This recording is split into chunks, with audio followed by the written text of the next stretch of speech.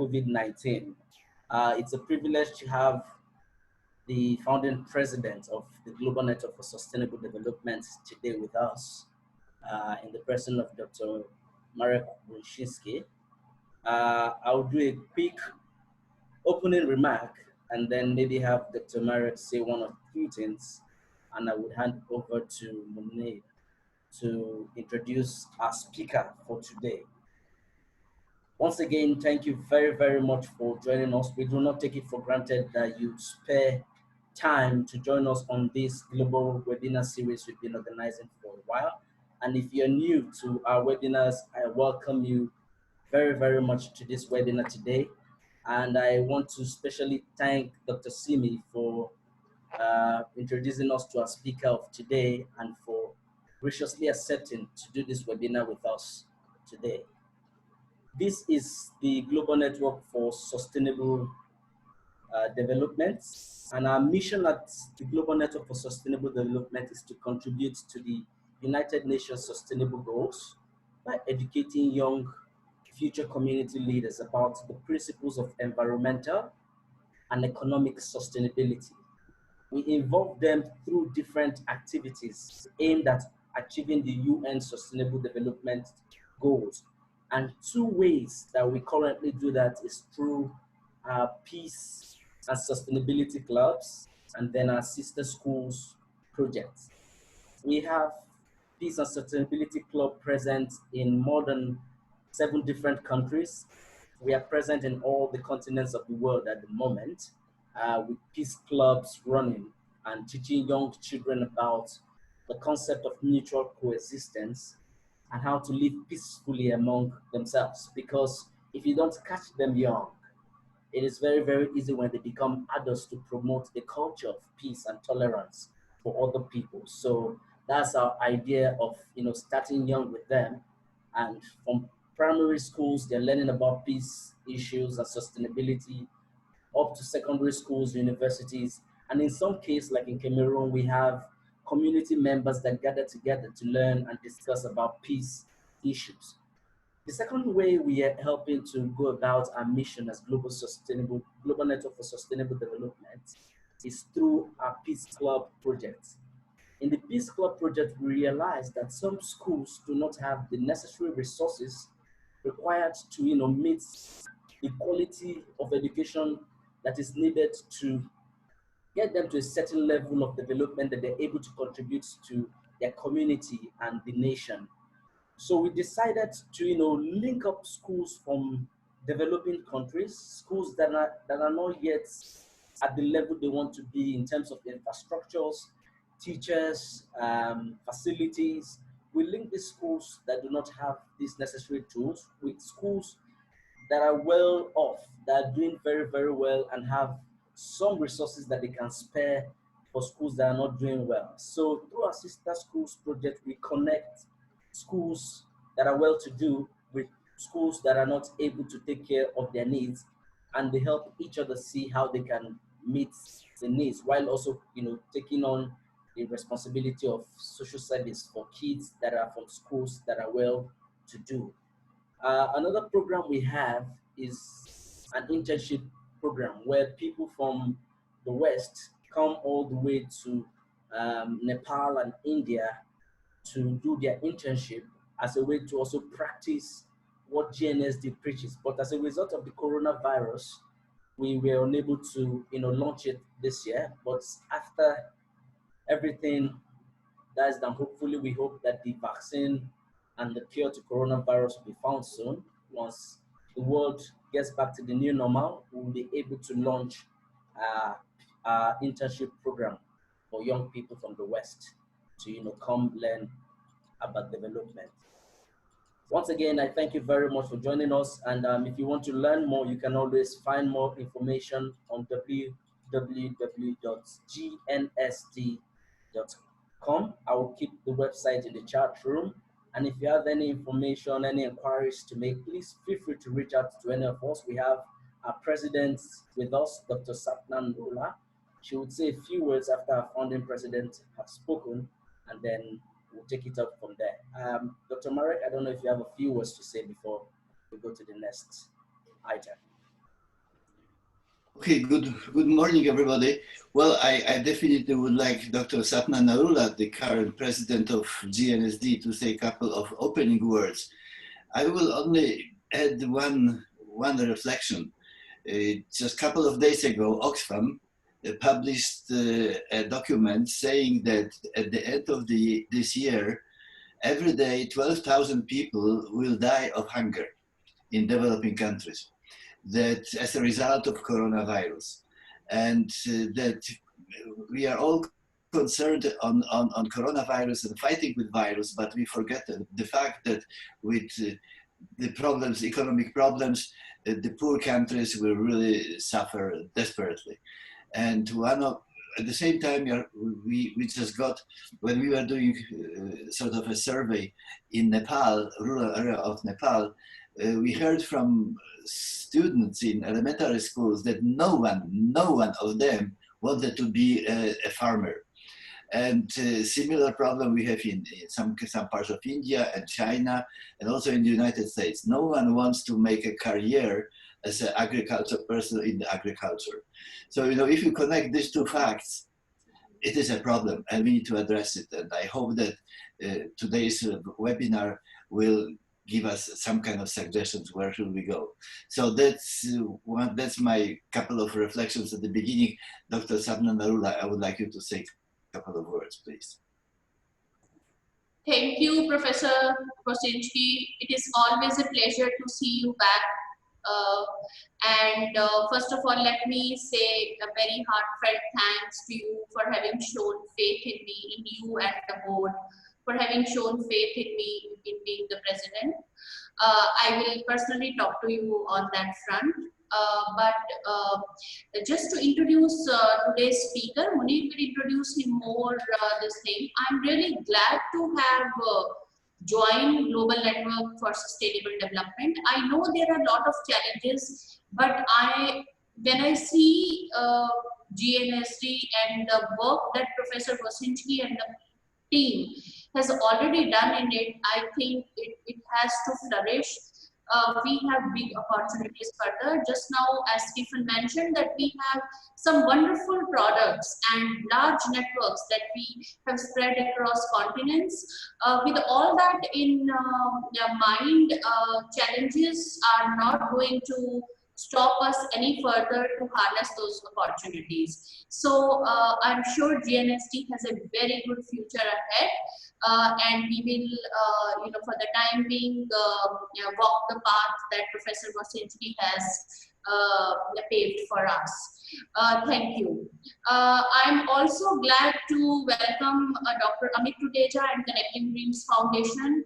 My association with Dr. Amit Tuteja ranges back from last 10 years. In fact, a very young entrepreneur, innovative person. I would not speak much about his professional biography, but I know him as a very enthusiastic, a young entrepreneur and a role model for today's youth. 10 years back and today, if I see Connecting Dreams, the way it has progressed over a period of 10 years, I think we have a lot to learn from his capabilities and leadership. And his leadership is that he always remains at the back and the front team runs the show. So that is something that I like in Dr. Amit Tuteja's leadership. And my students at Terry University also used to like him. Whenever he used to come, he used to cheer them up for 1 hour. He will just, they will enjoy the enthusiasm, the ambience in that room. So I would now, not waste much time because Munir has to introduce him more formally. But Dr. Amit Tuteja, we are very thankful to you for having agreed. I know that you are doing wonderful job in that COVID network. You and your team members, Dr. Simi Mishra is there.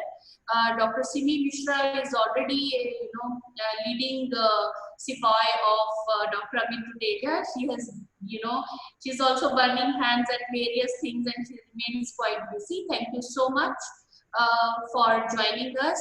And we really look forward to having a good partnership with Connecting Dreams Foundation, as you would have found that GNSD and Connecting Dreams Foundation has got a lot in common. So over to you, Munir.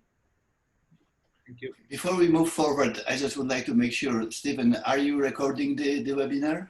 Yes, we are. Yes. Okay, yes. perfect. Thank you, Stephen. I welcome you all to our webinar series. So we have today with us Dr. Amit Tuteja. Dr. Amit Tuteja is a scientist and social entrepreneur. He's a research scientist turned social entrepreneur. He's the founder and executive director of Connecting Dreams, an organization that seeks to bridge the gap between urban and rural India using technology, entrepreneurship, and power of youth. Amit, Dr. Tuteja has been instrumental in conceptualizing and shaping Apna Tech Tree installation for Connecting Dreams and has the own sound of many youth chapters in leading Indian universities. Before joining Connecting Dreams, Dr. Tuteja has also consulted Intel Corporation on various projects, including their famous Power of E initiative, focused on entrepreneurship. Connecting Dreams Foundation architects social transformation and entrepreneurial interventions along the lines of 17 Sustainable Development Goals as defined by United Nations. Without much ado, I will request Dr. Tuteja to please start today's proceedings. Thanks a lot, Munir. Thank you. Yeah, thank you very much. Thanks, Munir. Thanks, Dr. Sapna, and thanks, Professor Wasinki. Thanks, Stephen, and finally, thanks, Global Network for Sustainable Development, for inviting us for this particular webinar. I'll not take much of the time, but I'll just straight away go to the presentation, and I'll try and finish it up. And I think if I'm not wrong, I'll take 40-45 minutes, and then we can have questions, if that's okay with everyone. All right, so I'll be sharing my screen. I'll want it to be more interactive. If you have any questions in between, you can raise your hands and you can ask, and we can stop for the questions also.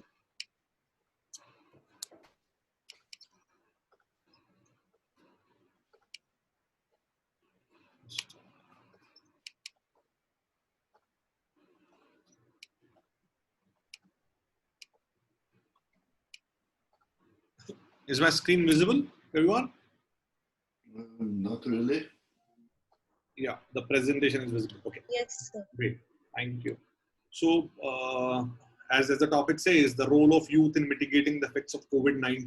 Okay, so I'll be taking this topic, and all right. So overall, I'll be talking more around what our organization does and how are we related to youth.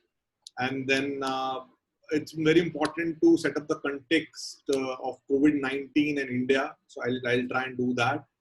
After that, we'll be introducing the India COVID Action Network, under which network that we worked around COVID and its initiatives.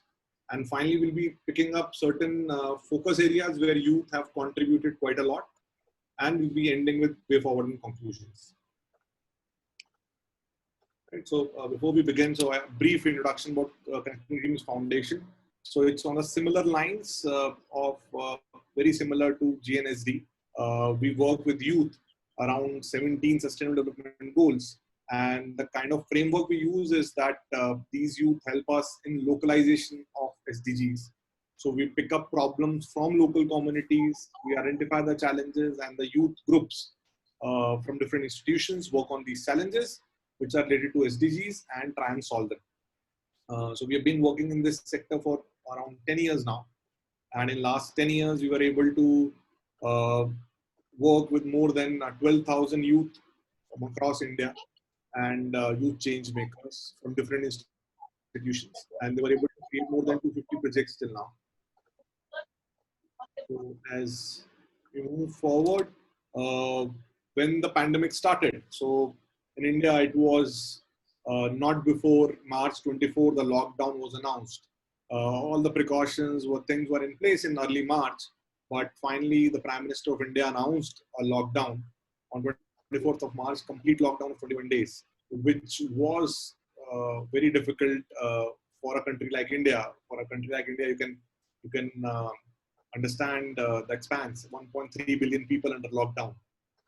So it's a very difficult scenario. So I'll just show you a small video which will give you a brief on how does this pandemic look like when India went onto a lockdown. Okay. So is the screen visible to everyone? Yes. Okay. Video. I hope you'll be able to listen to this. Nox coronavirus. These words have brought the whole world to a standstill.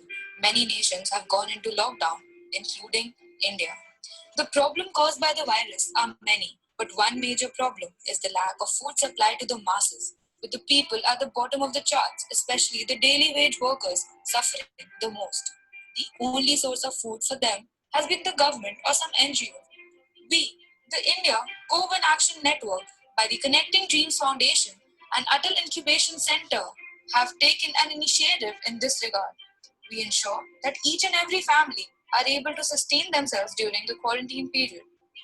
We started off with networks in Mumbai and Delhi through our personal contacts and some volunteers, but in no time became a pan-India movement.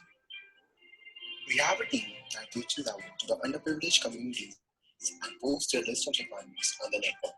Through NGOs, prompt assistance, and personal support in the vicinity, they are being provided relief in a span of a few hours. We also have crowdfunding campaigns running, which are facilitating us in running the initiative. Families in the Nishad Garden hardly had any ration left. With no income coming, we connected them with a local person who cooks food and delivers it to them every day at 6 p.m. We established links between the community kitchen in Noida and more than 1,000 delivery journals and provided them with food, besides having delivered water tanks for more than 500 homeless people in South Delhi. An old man of 90 years, having no one to take care of, starved even for one meal a day, didn't know where to go for help. Our team identified him, and now he is being supplied with cooked food regularly in Anand Vihar, Delhi.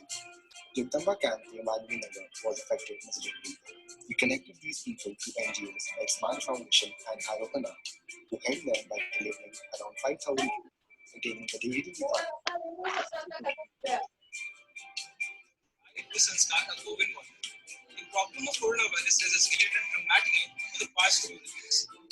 Thousands of people have died till date. But obviously there is no magical solution to say. And the only solution is a stringent law for the entire country. But as a result of that, the daily wage earners now have no resources to procure essentials. Being a part of the India COVID Action Network gave me an opportunity to understand the on-ground reality. Hi, this is Meena, a COVID volunteer. I feel being a COVID volunteer is a privilege and a responsibility rather than a mere opportunity, because it's for the humankind that we're working for in the end of the day, right? So it's high time we don't remain neutral and get into action during these times of civil crisis. And I believe by being a COVID warrior, we can overcome COVID with the power of humanity. I can, India can. I can, India can. I can, India can. I can, India can. I can, India can. I can, India can. I can, India can.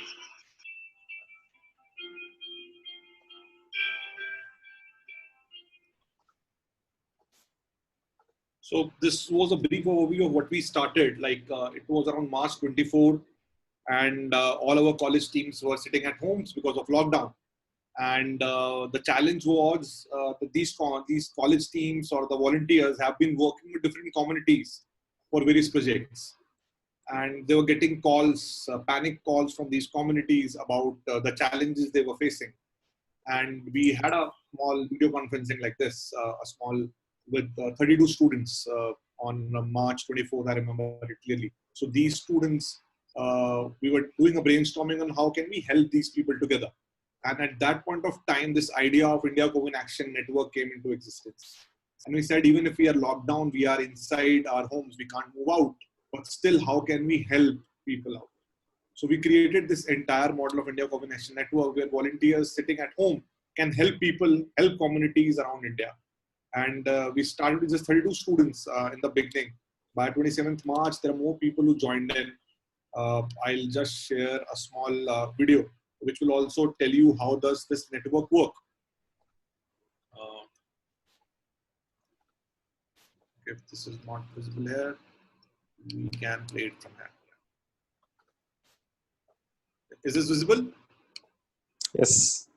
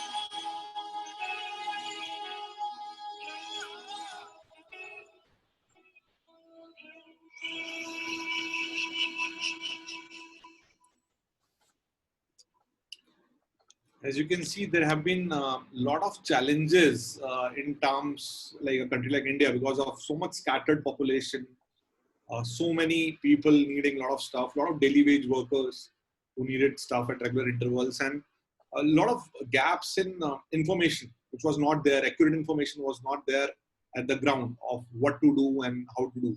Even though government was trying their level best, but in a country like India, it's really difficult because of the population and the diversity that we have. So when we started with a very small group in Delhi and Mumbai to begin with.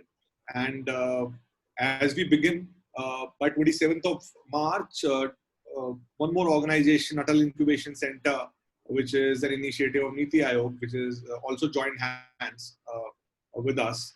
And we started expanding the model. So one of the things that we thought that it's very important to identify the clear challenges from where they are coming, what are these challenges. So we created this online portal where the youth, specifically the volunteers, especially in Delhi and Mumbai to begin with, started shortlisting these challenges from the different communities. They used to get calls, or they used to call the different community representatives and used to put in all the needs that these people have. So they used to collect three things: either what is the specific need they are facing, which is the location they belong to, and then we used to geotag it as we have shown it. I'll also show up a live demo of the same thing as we move forward.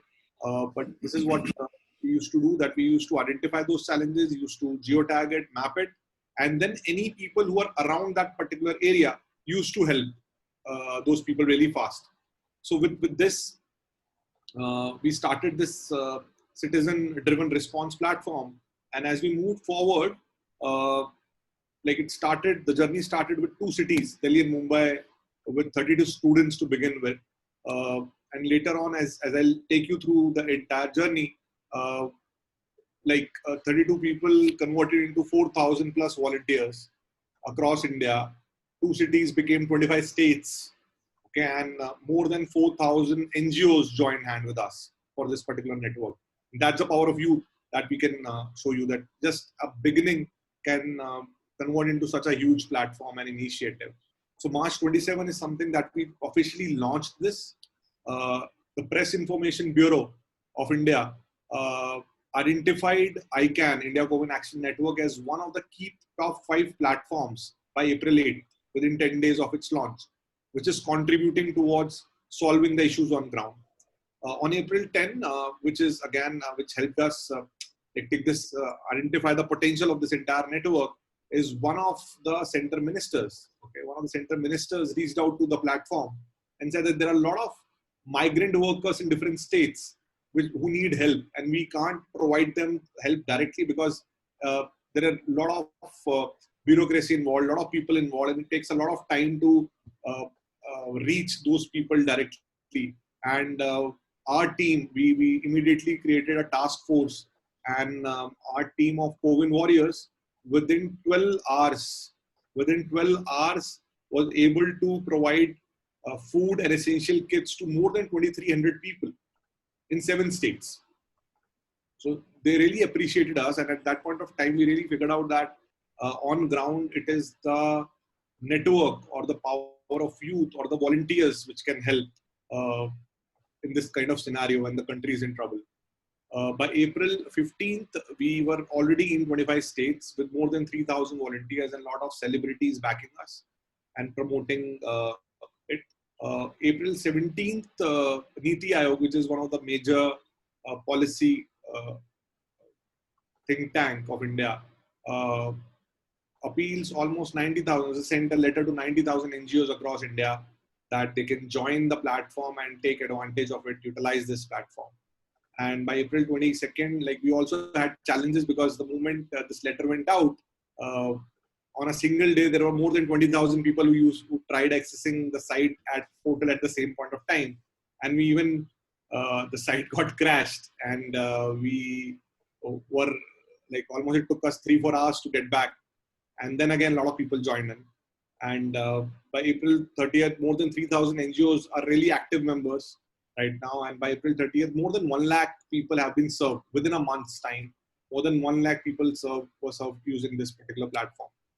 As we move forward, by May and June, a lot of other initiatives happened, and more than 4 lakh lives. Till now, we are able to serve more than 4 lakh people in different areas, and using the same platform. And all of these people are volunteers. These are all youth, but they've been given a direction through a particular, so this platform has given a wonderful direction to everyone who would like to contribute and contribute using this.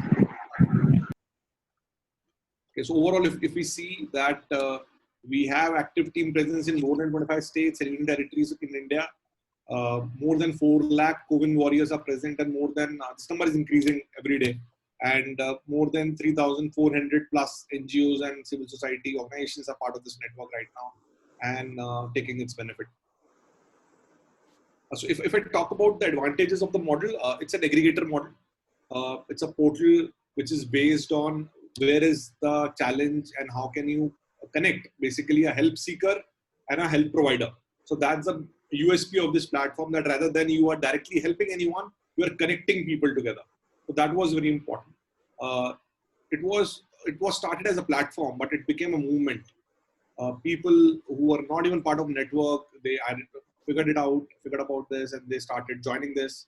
And it has now become a movement.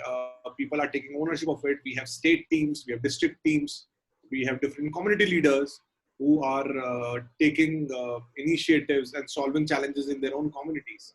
And our team is trying to support them in whatever way we can. The entire operation is a decentralized team. So everyone who's working is a volunteer. So the entire operation is handled on ground by volunteers and state teams working bottoms up. So the challenge comes from the ground. So it's not the team at the center which decides which topic we have to work on, which challenge we have to solve. It is based on what is the challenge the community is giving us. If it is food supplies, if it is medical supplies, then it's medical supplies. If it's transportation, it's transportation. When it's migrant worker moving from one state to other, we have to support them. So it's not that what we decide.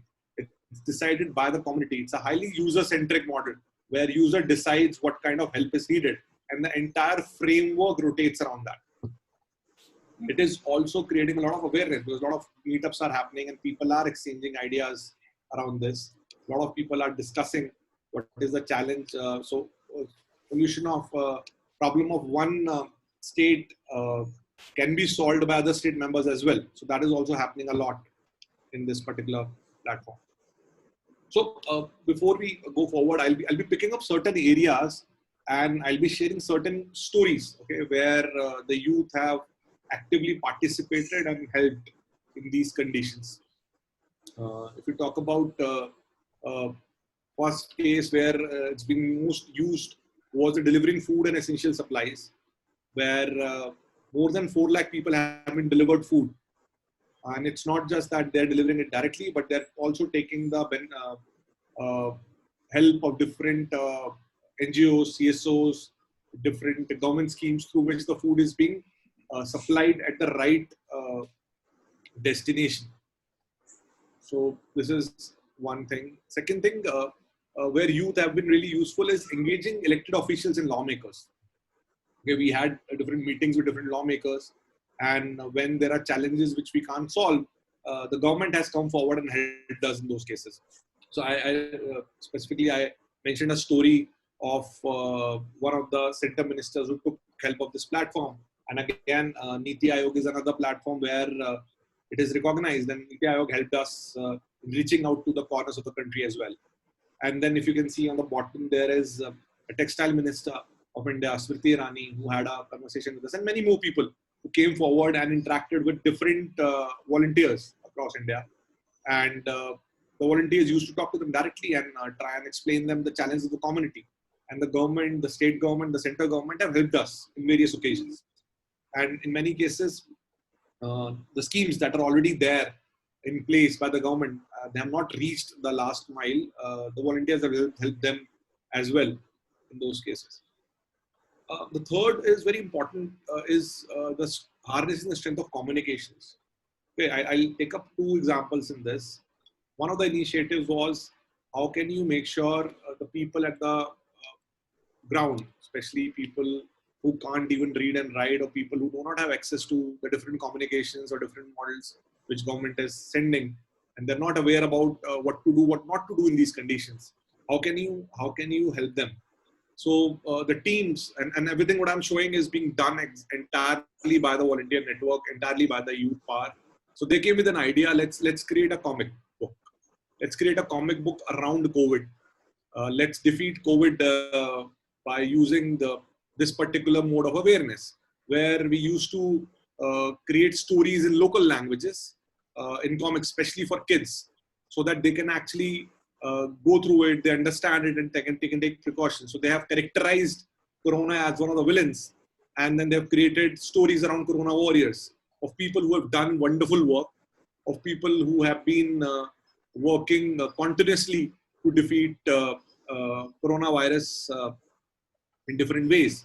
And there are a lot of educational material that is being circulated using this particular mode, which was quite famous among students, kids below 12 years of age, who could enjoy these kind of comics and also learn a lot from them.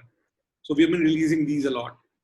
The other thing that we also initiated, especially for the audience who needs a lot of guidance, because everyone is locked down and there are a lot of things coming in your social media. There are a lot of every kind of, when you go to WhatsApp Academy, you get every information. You get all the positives and the negatives, or you go to YouTube, you get every kind of video. So people are not very much aware of what is right, what is wrong. So we started this initiative called Icon Conversations, where we used to call various experts in health, various experts in different fields. So we had a lot of people who used to come, and we used to have these webinars, Facebook Live sessions. We have done, I think, more than 70 webinars in last 3 months.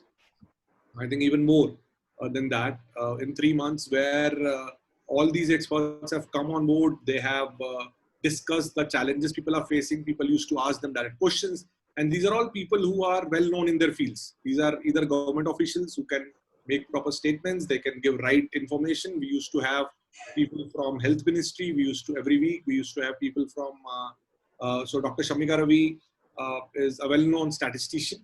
So she has explained the entire statistics model of how coronavirus is expanding and why the numbers are increasing in some states, why it is not increasing in some states, how it is working. There was Professor Anil Gupta from Bangalore who took a session.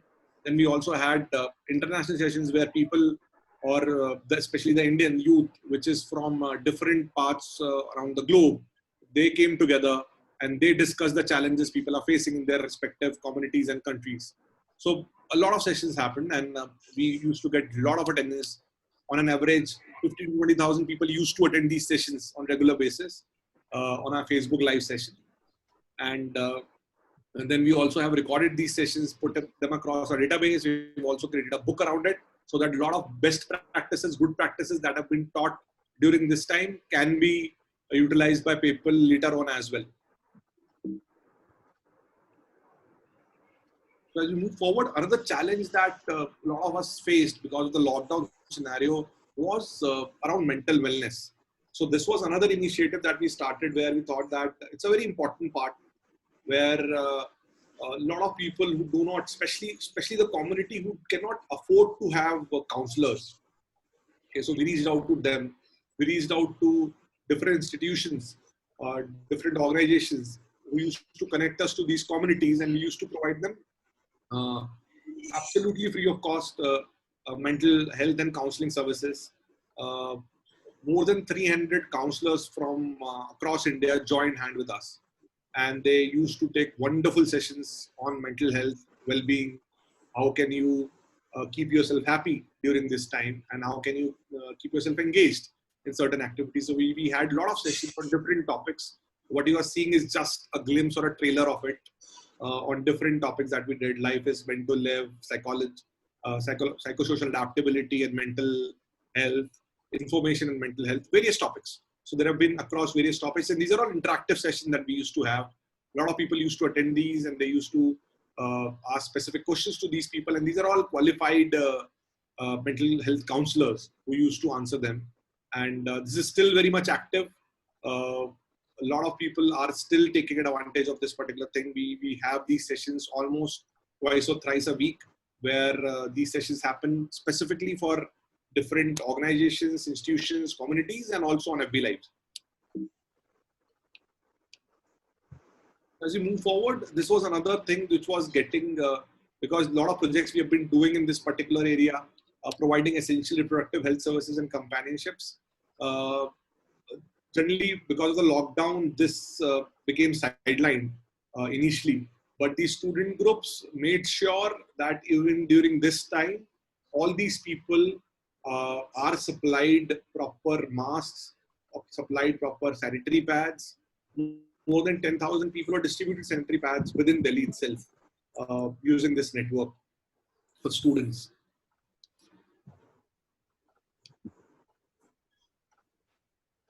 I think I've covered this already. Okay. So once we moved ahead of the food challenge, we came out to the education part. Like how could this be helped? Like how can you, especially in I'll say private schools mostly, people used to have these classes on webinars and all. But especially the students who belong to underprivileged schools, they do not have access to all these technologies, or the government schools in some cases were not providing this facility. There, all our students connected with these communities and started taking some sessions on WhatsApp. So at least many of these families used to have smartphones, and they used to have WhatsApp with them. They used to give them assignments. You can see there are various assignments that people used to give, and the students used to like create these like different models as part of their assignments, and they used to send back their homeworks in that. So we've also started an online school called eVidyalaya, where a student used to take sessions of 2 to 3 students together on a phone. So that also was initiated by one of the colleges of CDF. I'll show you a couple of videos where they have used this. You can, is it visible? Even with the schools being shut due to the pandemic, we can't put a pause on the education of the children whose responsibility we undertook. CDF Kalandi has launched eVidyalaya, where 3 personalized mentoring sessions are conducted weekly, and each child is assigned a mentor with whom they can interact at any time.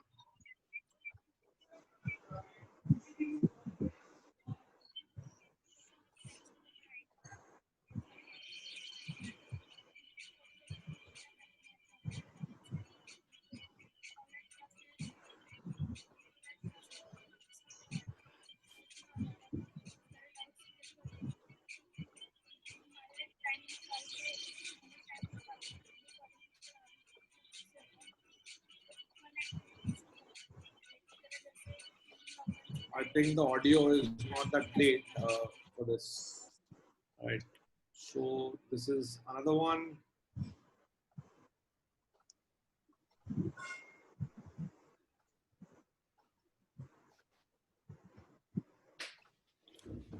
I can show you directly on this.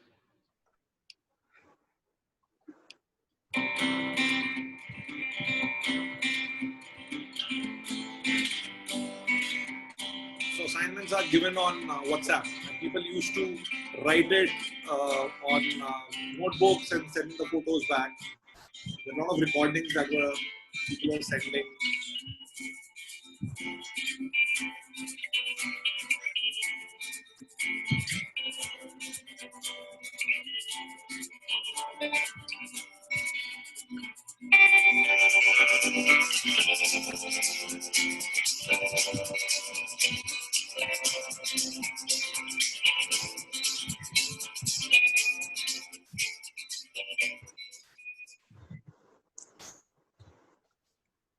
So this way, the students have been connected with all these students from underprivileged class background and the schools, and they still used to help them with their education, so their education is not stopped during these times as well. These classes are still going on. People do take these classes, and a lot of students are taking advantage of it.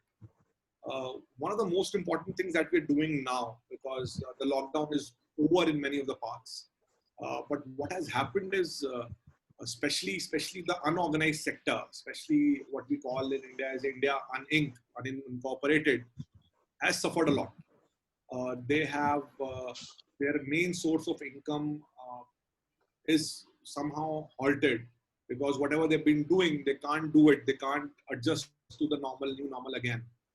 So many of these youths across India have started a new model where they are now, we are launching this very soon again, but there are still so many examples that I can share with you.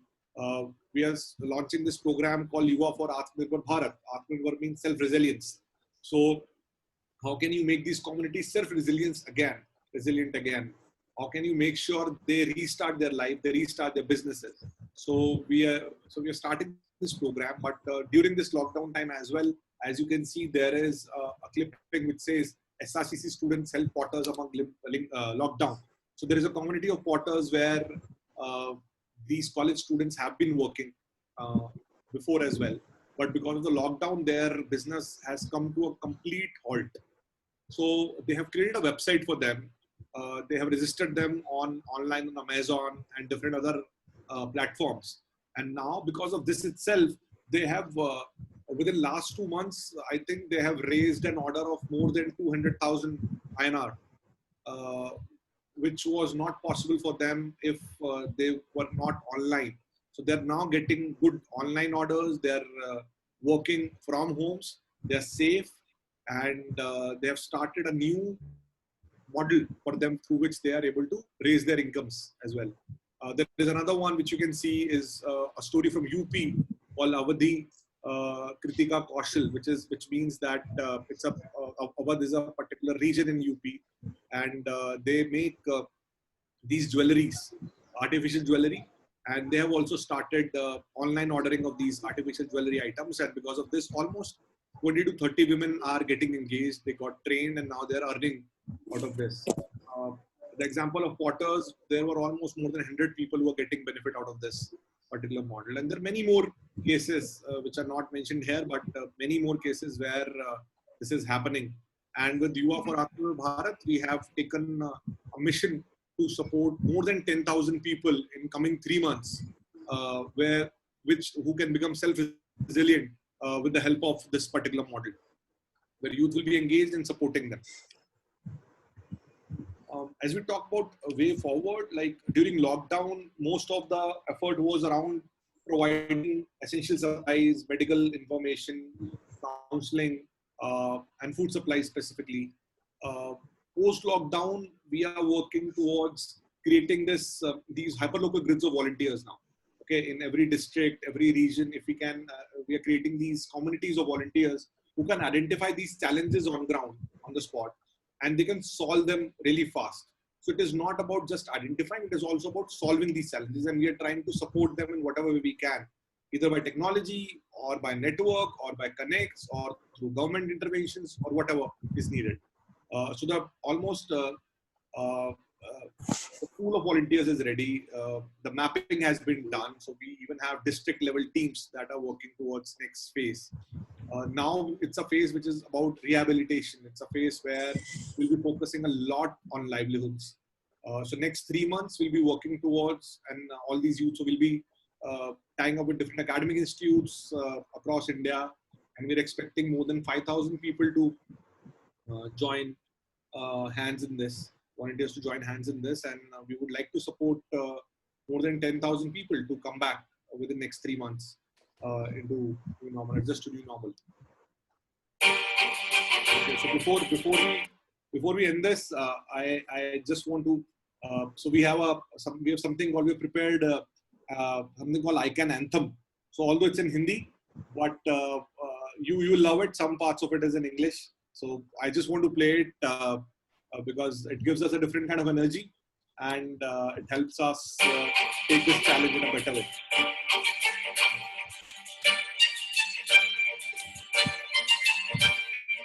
मुश्किल है अनपढ़ी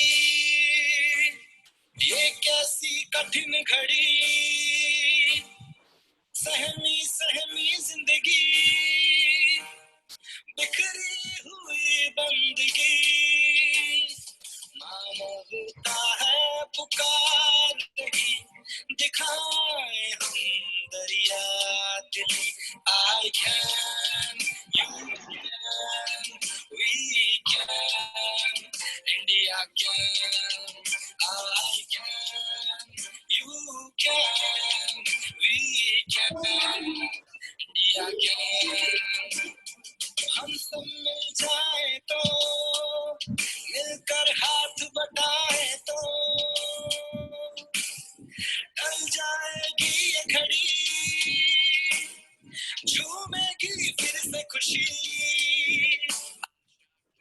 नहीं हौसला रूठे नहीं साथ ये छूटे नहीं मंजिल दूर नहीं मानवता है पुकार रही दिखाए हम दरिया दिली I can you can we can India can I can you can we can India can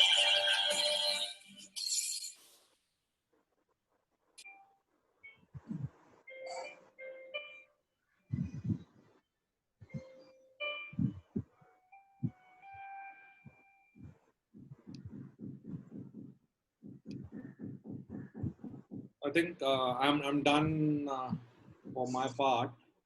Thanks very much for listening, okay, for being so patient. And I would like to thank each and every person of this platform, ICANN platform, for this wonderful contribution and the kind of work that we are able to do. I think many of them are on the call as well. And without them, it would not have been possible. Thank you very much. I'm open to questions now. Anyone who would like to ask any questions or something? Thank you, Amit. Thank you so much. Thanks a lot, ma'am. Thank you very much, Dr. Amit. We would now take questions. If there are any questions, just please quickly raise your hand or unmute yourself. Okay, Dr. Mara, go ahead. Well, first of all, it's just absolutely amazing project. You know, it's just amazing. I have one question. Do you have any data at this moment? How big percentage of India population was affected by this? Because we have, you know, there's hundreds and thousands of volunteers working and doing and helping. How big part of the population still needs help and is not helped? Dr. Mark, it's difficult to give you the exact numbers, but if I talk about people got affected, like almost like the 100% population got affected by this pandemic, especially the people in remote areas where we were not able to provide the help. That was the most affected. This particular platform mostly was able to help people in cities a lot. Cities, tier 1 cities, tier 2 cities, where, and also in some cases in rural areas where we have this network which was available, they were able to help those areas. And I will say in India, if I talk about almost 20 to 30% population, if I'm not wrong, lives in cities. So there it was quite effective because of the majority of volunteers used to stay there who are part of this. In rural areas, we are expanding. So rural areas, the challenges are very different. So rural areas was not, in the initial part, was not much affected by the pandemic because they anyhow live in a lot of natural quarantine, and a lot of cases were not there. But post-migration, a lot of cases have reached there as well, and we were able to support them in some way through government interventions, if not directly. Okay, so it looks that there is still a lot of work to do, yes? No, yeah. It's still a lot of work to do.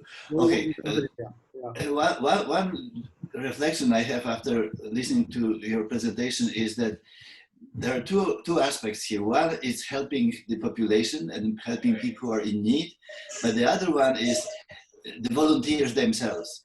You know, by involving young people in projects like this, you create a new generation of community leaders, because people are seeing that they can be useful, helpful, powerful, efficient, and so on. And this is the value of another value of the project. So you're not only helping the society, but you're also helping the society in the future, because the society will have a new generation of involved and motivated leaders. And the third reflection is that we just need to expand this model to other countries. I think that, you know, I don't know, Stephen, what you think, but for many African countries, that would be one of the potential solutions. So we probably have to think, you know, how to do it, how to expand the program.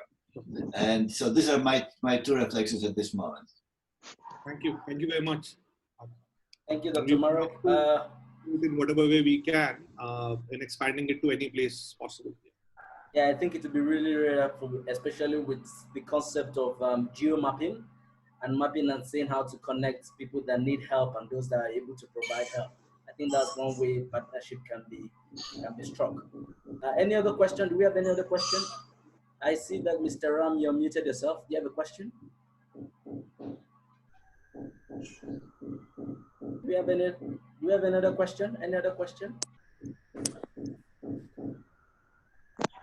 Okay, we don't have any other question. If you don't mind, can everybody please turn on their video so that we can just take a quick group picture? Is that okay with everyone? If you're not okay with it, you can switch off your video. But okay. I'm sorry. So before we go further, I would have another question. What's next? What's next? How can we collaborate together on developing the project and transferring this project also to other countries? Because this is something what we need to plan. You know, how to do it, what to do. So we can obviously have another round of meetings. Other people can join with me, especially the core team who works on this. I think we have seen this model is replicable. We have tried and tested in small parts of the country, but it's expanded like anything, and now it's working in all the parts of the country, and not only on one particular need. So we have seen it is not a need-based model that if it can only help in food supplies or it can help in something else. It's a problem-centric model. Whatever the network has been created, so whatever problem comes in, it gets solved because of the strength of the network. So that's how it's working. So I think anywhere we want to replicate it, what is needed is a good team out there and a good network that can be created. Rest can be done using the kind of technology we have been using. Good communication network helps a lot in all these places.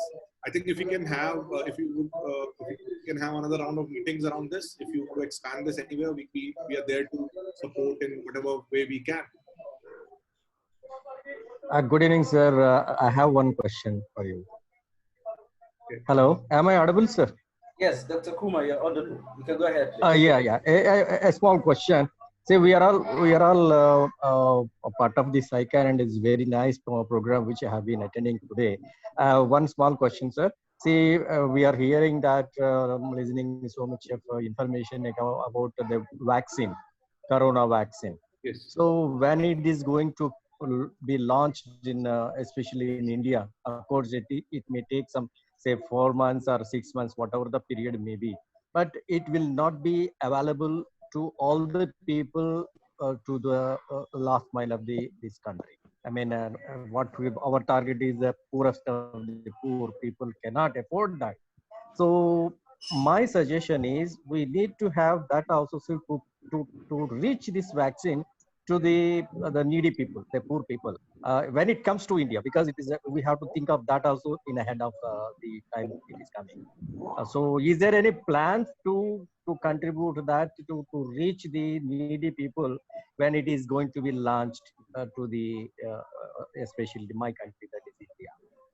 Sure. Thanks, Dr. Suresh, for this question. I may not be the right person to answer this, but again, like it's a very valid point.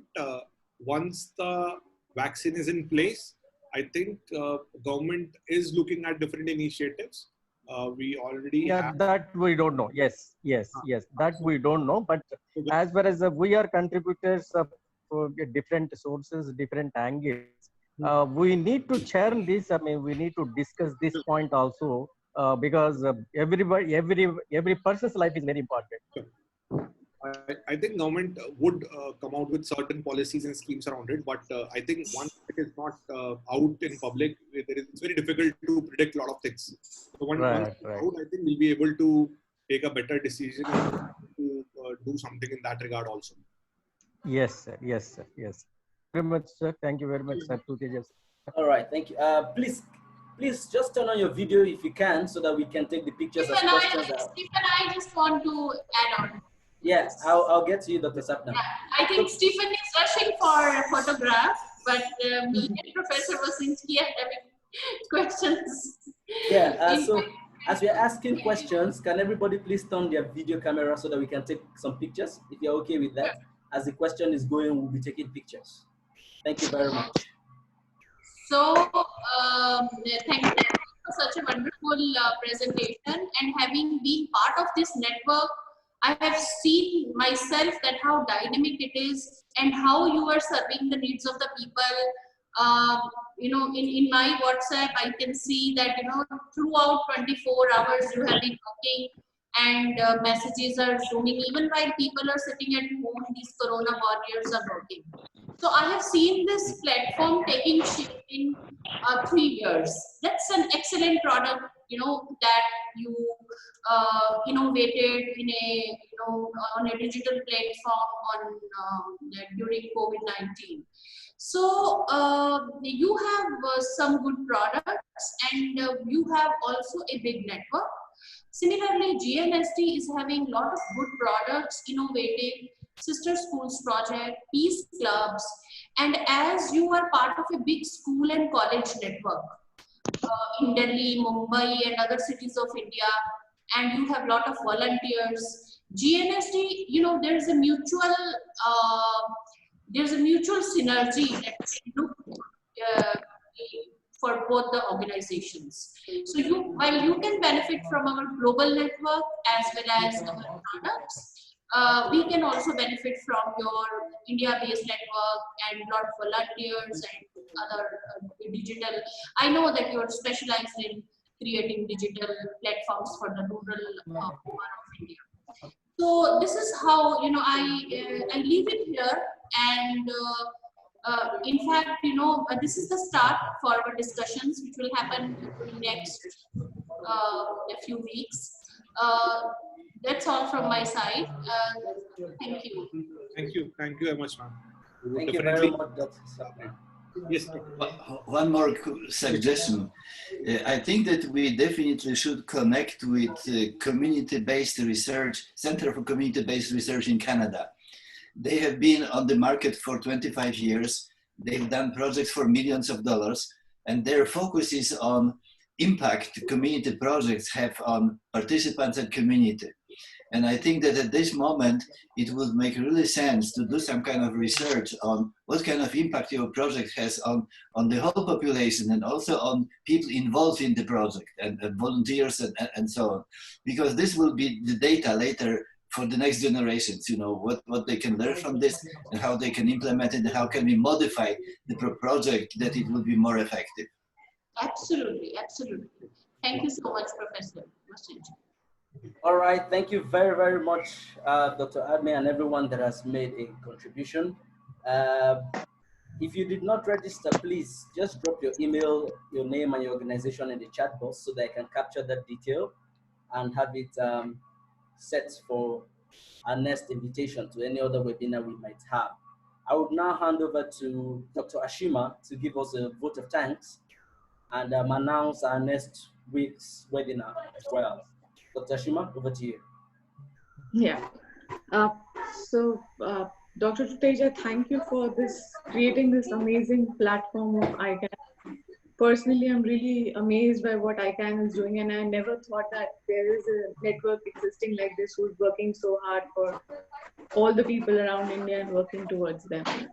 And the session was quite informative, and it is very interesting to know as to how ICANN platform is created, and we all can work together to build this platform and work in different areas. Maybe bring the similar kind of platform to Nigeria or maybe in US as well. I mean, I personally am in US, but I feel that there are a lot of gaps and issues over here as well where we can work together and collaborate. Thank you for creating this network and for bringing this presentation to us. I would like to thank Dr. Simi Mishra for collaborating with GNSD and bringing us all of this together and helping us out. It was a pleasure to have each one of you for taking out your time and having us in bringing this towards us. And thank you, Dr. Wasinski, for building GNSD and for your support and guidance everywhere possible we can. Thank you, Dr. Sapna Narula, for your positive energy and guidance. And thank you to the entire team of GNSD for bringing up this webinar and working collectively for bringing this out. Thank you. And we'll be having a series of webinars. We'll keep you posted, and we would like to see you all in those seminars. And let's work together and build a better world. Thank you so much. You may announce about the next webinar, the webinar next week. Yeah. Stephen. So we have our next webinar on Saturday by Dr. Simi Mishra. We will post you more information. Thank you. Yes, so next week we'll be discussing on the role of youth in livelihood enhancement and localization of the SDG. We'll be very, very glad to host you again. Invite friends. The registration link will be posted shortly with posters, so please look out for that. And I would also forward an email with invitation to everyone at this meeting. Thank you very much, and have a great day, everyone. Bye-bye. Thank you. Bye. Bye-bye. Thank you. Thank you. Bye.